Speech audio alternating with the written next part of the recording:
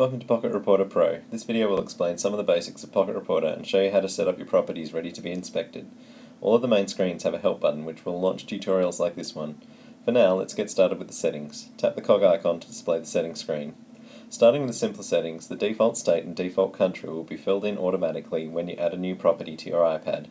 These values are particularly important in regions where specific report formats are required, as the app will change the formats for you automatically. The next routine period setting allows you to specify how regularly you inspect your properties. When you create a new inspection, the property's next inspection date will be set this many months ahead. The photo placeholder setting will depend on how you intend to add photos to your reports. If this setting is off, then the iPad will start the inbuilt camera or ask you to select a photo from the device. If the setting is on, then the iPad will automatically put a numbered marker into your report. When you have finished the inspection, you will be able to upload photos from your camera or iPhone using the Apple Camera adapter, and the app will instantly match your photos to the placeholders by the order they were taken.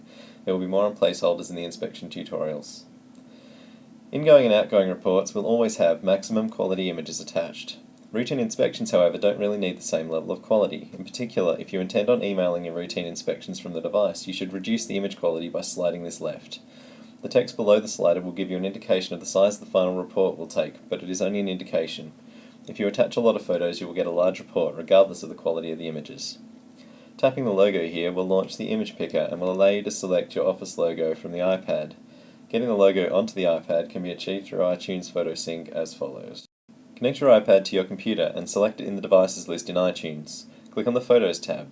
Check the Sync Photos From setting and select a folder on your computer. Place your office logo into that folder.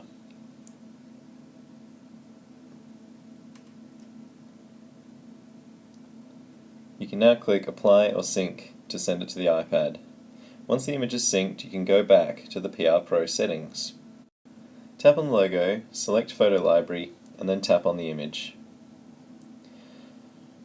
Manage the users of PRPro on the iPad. Add a new user and set their name and email address. If you have multiple managers, then the one with the running stickman is the current user. You can set a new user as the current user quite easily. The links at the bottom of the settings screen take you to the Pocket Reporter FAQs, which answers some common questions about Pocket Reporter, a YouTube channel which contains this and other tutorials, our Twitter feed, and our Facebook page for Pocket Reporter. We'd love to get some feedback here, and it will be the first place we announce exciting new developments for Pocket Reporter. Tapping Done takes you back to the property screen where every inspection for PRPro begins. Before you can inspect a property, you need to add it into the app. It's a quick process, and once complete, all the inspections will be kept with the property. Add a new property by tapping the plus button in the top left corner. This will create a new property. Populate the state and country from your settings and display it for you. Start by setting the street number and tap Next and enter the street name. If a suburb you need isn't showing in the picker wheel, hit the plus button and add it with its default postcode. The suburb and postcode will then be set for the property. If the suburb is already in the picker wheel, then just select it and the postcode will be set. You can change the state and country if you'd like, but for now you've done everything you need to begin inspecting the property.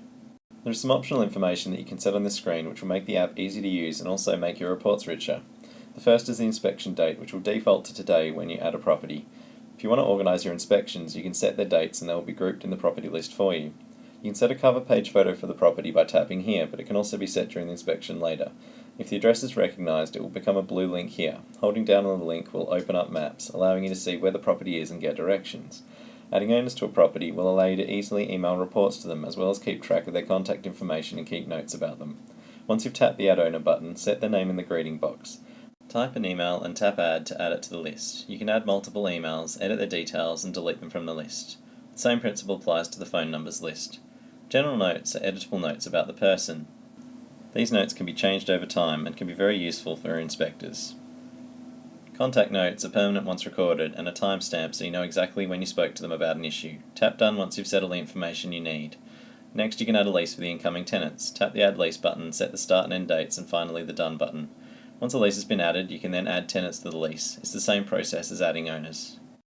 You can edit owner or lease details by tapping on the accessory buttons, and you can delete them by swiping across them and pressing the Delete button. There are a couple of final important pieces of information about the properties list. The first is that the standard list only shows properties that are set to be inspected from today onwards. This means if a property's inspection date falls into the past, they won't automatically show up. That's where the search comes in. Tap on the search and type any part of the address and the matches will show up instantly. If you ever add a property accidentally or find that you no longer need a property, you can delete them by swiping across the property in question and then pressing the delete button that appears. Once a property is deleted, it is completely gone, so this should not be done lightly.